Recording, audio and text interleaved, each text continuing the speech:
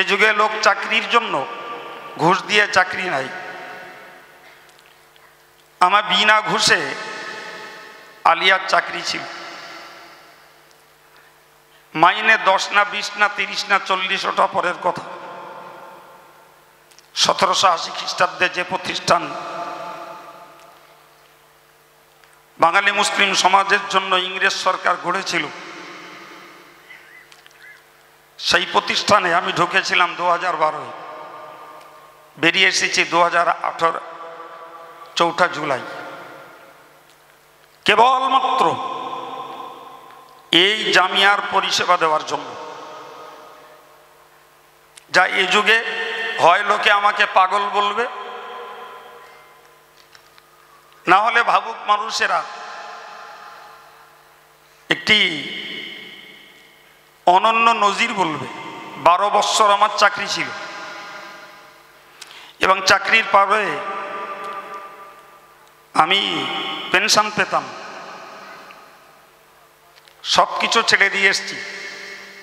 আমি যখন চাকরি ছেড়েছি তখন আমার ডিউটির দাবি ছিল আলিয়া অথরিটির 5 দিন ক্লাস করতে হবে। তো আমি সপ্তাহে 5 দিন সকাল 6টায় বেরোবো আর সন্ধ্যা 6টায় ঢুকবো,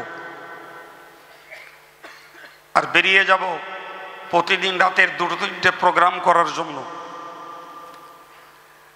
জামিয়ার ছাত্রগুলো উদাস হবে, স্বাধীন হবে এবং তারা এক বলগাহীন ঘোড়ার মতন ছুটবে। ঠিক নয় কি? এই জামিয়ার পরিষেবা দিতেই আমার আলিয়ার চাকরি ত্যাগ করা। সুতরাং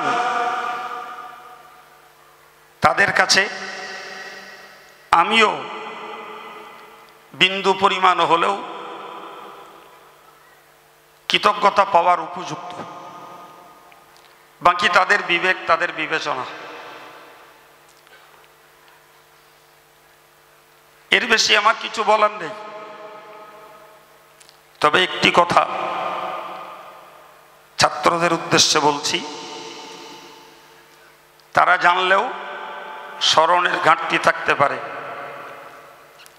প্রিয় নবী বলেছেন, মাল্লাম ইয়াশকুরিন নাস লাম ইয়াশকুরিল্লাহ। আল্লাহর কৃতজ্ঞতার পরে করতে গেলে রাসূল বলেছেন, যারা মানুষের কৃতজ্ঞতা প্রকাশ করে না, মানুষের খেদমত, মানুষের অবদান, মানুষের অনুগ্রহ, মানুষের প্রচেষ্টার যারা মূল্য দেয় না, এরা আল্লাহ পাকের কৃতজ্ঞ হয় না। কথাটা সাধারণ না কড়া। যারা মানুষের কৃতজ্ঞতা প্রকাশ করে তারা আল্লাহর কৃতজ্ঞতা প্রকাশ করতে পারে, তাদের দ্বারাই সম্ভব। কিন্তু এই একগুচ্ছ আব্বা মা, দাতা, কমিটি, শিক্ষক, আর আমিও তার মধ্যে নগণ্য একজন, যদি এরা এদের শুকরিয়া আদায় করে তাহলে হাদিস অনুযায়ী ভাববো এরা আল্লাহ পাকেরও শুকরিয়া আদায় করবে। আর যদি এই একগুচ্ছ মানবীয় পরিষেবাকে এরা ভুলে যায় তাহলে আল্লাহ পাকের কৃতজ্ঞতাটাও ভুলে যাওয়া স্বাভাবিক। সুতরাং সকল ছাত্রদের কাছে আমার একান্ত নির্দেশ, যদি তোমরা নিজেদের ভবিষ্যৎ জীবনের উন্নতি চাও, কৃতজ্ঞ পাশে আবদ্ধ থাকো, দোয়ায় স্মরণীয় থাকবে। আর যদি অকৃতজ্ঞ হও, স্বাভাবিকভাবে বান্দা ভুলবে, আল্লাহ ভুলে যাবে না। আল্লাহ বলেছেন, লাইন কাফারতুম ইন্না আযাবি লাশাদীদ। যদি তোমরা অকৃতজ্ঞ হও, কৃতজ্ঞ যদি হও, প্রচলিত ভাষায় বিশ্বাসঘাতকতা যদি কেউ করো,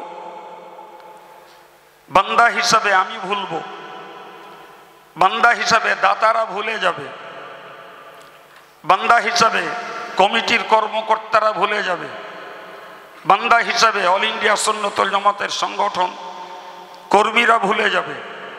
কিন্তু আল্লাহ বলেছেন আমার আযাব অত্যন্ত শক্ত বিশ্বাসঘাতকদের জন্য। সুতরাং তারা যদি মানুষের কৃতজ্ঞতা প্রকাশ করে, আল্লাহর কৃতজ্ঞতাও আদায় হবে। আর মানুষের কৃতজ্ঞতা ভুলে যেয়ে আল্লাহর কৃতজ্ঞতা ভুলে যাবে, কোরআনের ঘোষণা অনুযায়ী তারা আল্লাহ পাকের কাছে অপরাধী হিসাবে শাস্তির উপযুক্ত হবে। আমি দিল থেকে চাই যে আমার ছাত্ররা কৃতজ্ঞ হোক, তারা আল্লাহর কাছে রহমতের হকদার হোক, তারা আল্লাহ পাকের কাছে সম্মানের হকদার হিসাবে বেঁচে থাক এবং আদর্শ আর ইজ্জতের সঙ্গে তারা দুনিয়াবী জীবনে তাদের জীবন ধারণ করতে থাকুক। এই